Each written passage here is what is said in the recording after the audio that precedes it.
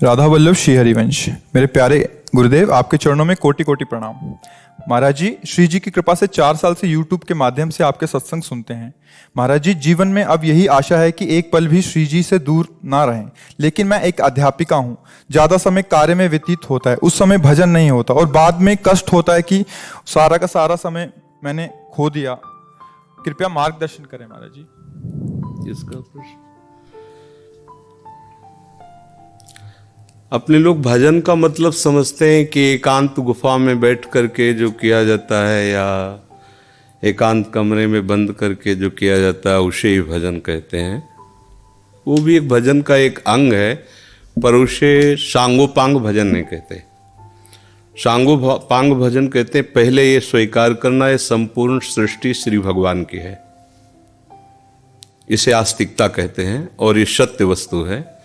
वेद और उपनिषद जिस बात को प्रमाणित करते हैं वही बात प्रमाणित मानी जाती है। भगवान एकोहम बहुश्यामा, मैं एक बहुत रूपों में हो जाऊं, वो बहुत रूपों में खेल रहे हैं। आप उस सृष्टि में भेजे गए हैं अलग अलग सेवाओं के लिए। कोई डॉक्टर है, कोई मास्टर है, विविध प्रकार के अभिनय करके हमको अपने स्वामी से इनाम लेना है। किसी को वैरागी का अनुभव एक अभिनय है, किसी का रागी का अभिनय है, लेकिन सबका एक अपस्वांग दिया गया है। अपने स्वांग को ठीक से निभा लो तो इस माया प्रपंच से मुक्त हो जाओगे, इनाम मिलेगा। अगर तुम मास्टर हो तो बच्चे में भगवत भावना करके और शिक्षा रूपी भजन उसको दीजिए।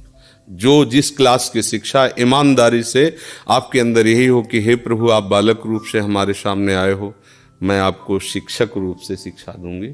और उस समय यदि भगवत भाव रहा तो आपने जितने घंटे बालकों को पढ़ाया वो भजन ही है, उससे बिलक नहीं।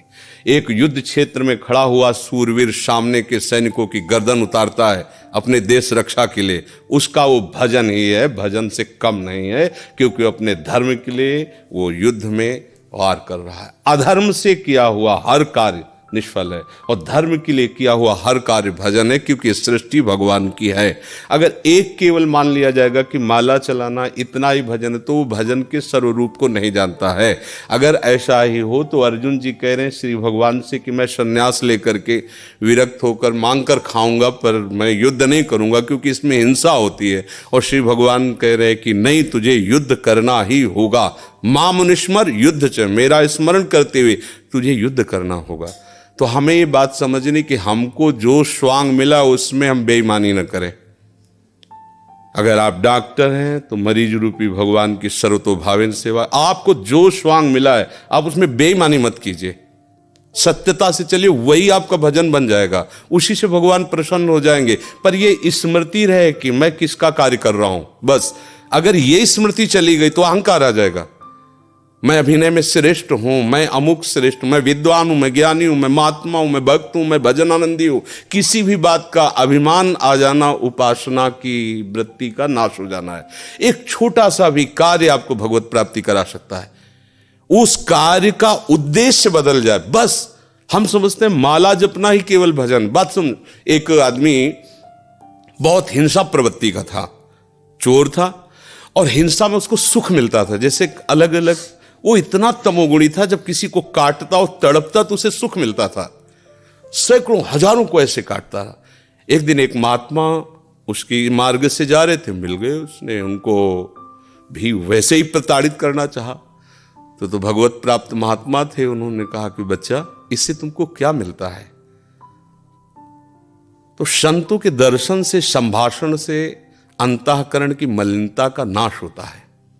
यदि अभिमान त्याग कर संतों के पास जाया जाए तो एक एक कदम यज्ञ के समान होता है। संत दरस को चालिए तज माया अभिमान। जो भगवान में वास्तविक रमण करने वाले महापुरुष हैं, उनका प्रभाव होता है। उस पापात्मा जीव की हिम्मत नहीं हो रही थी उनकी तरफ देखने की। उनका, बेटा तुम ये सब क्यों करते हो? तो उन्होंने कहा, सुख के लिए करता हूँ, संपत्ति छीनता हूँ, मारता हूँ। इसे बोले, अभी तुम सुख की पहचान ही नहीं जानते हो, किसे सुख कहते हैं? तो उनका, फिर मुझे बताइए आप सुख किसे कहते हैं? तो बोले, हमारी बात तुम्हें तभी समझ में आएगी तब तुम निष्पाप हो गए, क्योंकि पापवंत कर सहज स्वभाव भजन मोहिते ही भावन। बोले, महाराज क्या करूं जिससे मैं निष्पाप हो जाऊं? तो उनका हमारे भारत में पवित्र देश है, उनमें आप भ्रमण करो, अवगाहन करो, तुम पवित्र हो जाओगे। निष्पाप करने के लिए हमारे बहुत से तीर्थ हैं भारत में, तीर्थपाद प्रभु ने उनको प्रकट किया है। तो महाराज हम कब जानेंगे पवित्र हो गए? तो सिद्ध महापुरुष थे, उन्होंने एक शुष्क लकड़ी दी, सूखी हुई लकड़ी दी, कहा इसे ले जाओ और जब ये हरी होने लगे, इसमें किनगा आने लगे, तो तुम समझ लेना तुम निष्पाप हो गए। चला गुरु को प्रणाम करके 10 किलोमीटर चला होगा, शाम हुई, एक वृक्ष बड़ा था, उसके नीचे रुका। गांव में रहने का स्वभाव उसका नहीं था, और उसमें 4-5 चोर बैठे हुए थे, और वो नीचे जड़ में ऐसे जाके बैठ गया। रात्रि व्यतीत हो तो तीर्थयाटन को जाएंगे। वो ऊपर प्लान बना रहे थे कि इन गांव वालों ने मुझे बहुत सताया है, आज रात्रि में 12 बजे चारों तरफ से आग लगा देंगे और अस्त्र शस्त्र ले जो भागेगा मारेंगे, पूरे गांव को आज नष्ट करेंगे। उसके कान में पड़ी बात, उसने कहा कि तीर्थ यात्रा तो जा ही रहे हैं, अगर इन जो 4 हैं 5 हैं इनको अगर मार देते हैं तो जा ही तो रहे हैं तीर्थ यात्रा में, पूरा गांव बच जाएगा। ये पूरे गांव को मारना चाहते, पशु पक्षी हैं, बहुत से जीव हैं। तो उसने कहा भैया तुम्हारे गुरु हम हैं, तुम 4-5 मिलकर मारते हो, हमने अकेले न जाने कितनों को मारा है, आओ हम तुम्हें सलाह बताते हैं कैसे पूरे गांव को नष्ट करना है। तो चारों कूद थोड़ी पड़ेंगे, एक ही एक आएगा। चारों को हम मार दिया। सोचा अब यहाँ हिंसा हो गई, नहीं रुकेंगे। लकड़ी उठाई तो हरी हो गई।